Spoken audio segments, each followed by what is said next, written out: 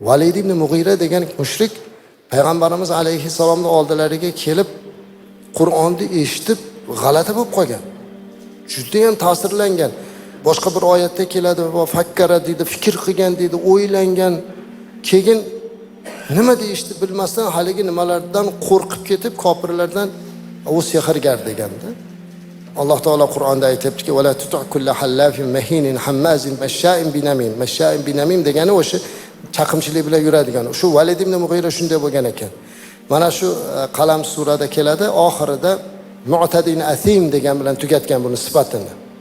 O'sha Mughirani gapirib u chaqimchi, u qiladi, bu qiladi deb turib oxirida va u qo'pol va asim va u nasabi aniq emas. Valadi zino degan ma'noda kelganda tafsirda keladi, shu Valid ibn Mughira shuni eshitib hamma gapi rost degan ekan. Oyatda aytilgan, hayron bo'lgan.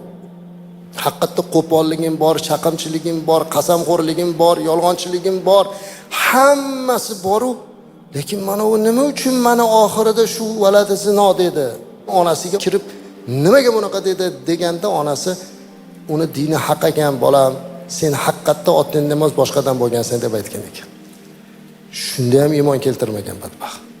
Oyatda bu yerda keltirilyaptiki, shunga o'xshash odamlar hozir ham bor ekan. Mana shunaqa chaqimchi, odamlarning orasini buzadigan, odamlarni bir-biriga girgizlaydigan, mana bunday narsalar bo'lib qolsa, azizlar, unga quloq solmaslik kerak. Quloq solmasa to'xtaydi. Quloq solsa davom etadi. Bu til ofatlari juda og'ir narsa, azizlar.